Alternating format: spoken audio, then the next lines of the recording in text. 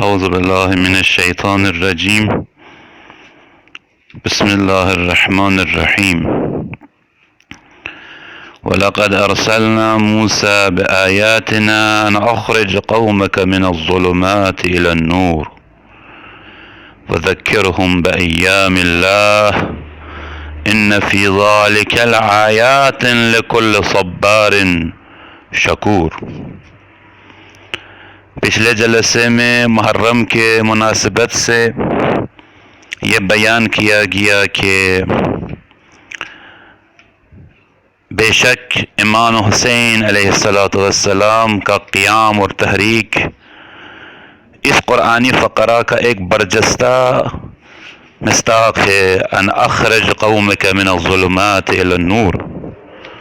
امام حسین علیہ السلام بھی اپنے زمانے میں اس گمراہ قوم کو، گرچہ وہ اسلام سے منسلک تھے، مسلم شمار کیے جاتے تھے، ان کو من الظلمات الی النور ہدایت کرنا چاہتے تھے. واقع میں جیسے کہ آپ کو معلوم ہے، امام معصومین علیہ السلام قرآنی آیات کے اعلیٰ اور برجستے مثال اور مصداق ہیں.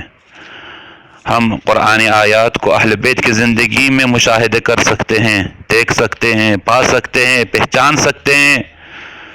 ہم قرآن کو اہل بیت کی عملی زندگی کے ذریعے بہتر سمجھ سکتے ہیں. وہ قرآن کی عملی تفسیر ہیں. اہل بیت قرآن کے عملی تفسیر ہیں. انہوں نے قرآنی آیات کو جامع عمل پہنائے ہیں. اگر اللہ تعالیٰ اس آیت شریفہ میں ارشاد فرماتا ہے وَلَقَدْ أَرْسَلْنَا مُوسَى، تو ویسے ہی وَلَقَدْ أَرْسَلْنَا حسین علیہ السلام. واللہ امام حسین کا رتبہ حضرت موسیٰ سے کم نہیں ہے. اگر اللہ تعالیٰ ارشاد فرماتا ہے سورہ ابراہیم کی اس 5ویں آیت میں وَلَقَدْ أَرْسَلْنَا مُوسَى بِآيَاتِنَا، تو ویسے ہی وَلَقَدْ أَرْسَلْنَا حُسَيْنًا بِآيَاتِنَا، اللہ تعالیٰ یہ ارشاد فرمائے گا کہ ہم حسین علیہ السلام کو اپنے آیات کے ساتھ اس قوم کے لیے ارسال کیا. حضرت حسین بھی بھیجے ہوئے تھے، البتہ ایک نبی کے عنوان سے نہیں، ایک رسول کے عنوان سے نہیں، بلکہ ایک امام کے عنوان سے. امام بھی بھیجا جاتا ہے. ارسلنا فعل ہے، عنوان نہیں ہے. جی ہاں، ایک رسول ہے جس کو ہم نے عنوان بنائے ہیں، وہ رسالت اور نبوت کے لیے ایک عنوان ہے، لیکن ارسلنا فعل ہے، یعنی ہم نے ارسال کیا، بھیج دیا. امام حسین پہ بھیجا گیا تھا.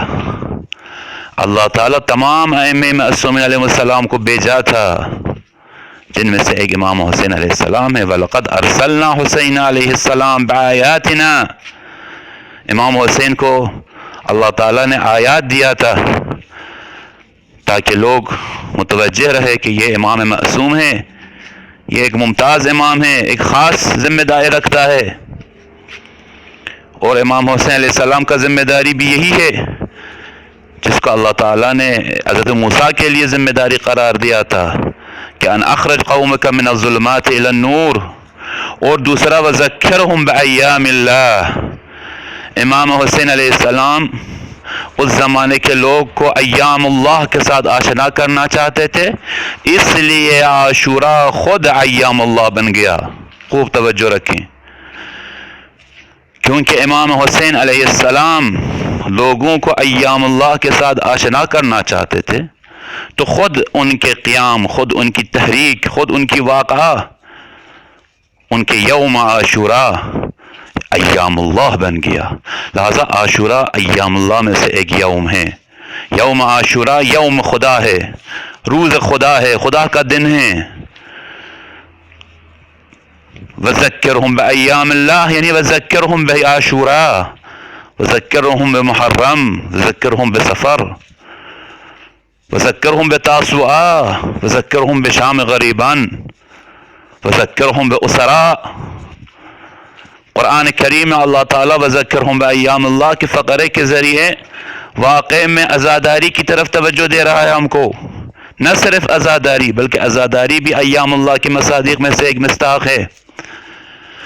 یہ جو سال بھر تمام عالم اسلام شیعہ علاقے پہ مختلف طریقے سے، کشمیر میں ایک طریقے سے، پاکستان میں ایک طریقے سے، ہندوستان میں ایک طریقے سے، ایران میں ایک طریقے سے، عراق میں ایک طریقے سے، دوسرے ممالک میں ایک طریقے سے، ہر کوئی اپنی اپنی طریقے سے امام حسین علیہ السلام کے لیے عزاداری مناتا ہے،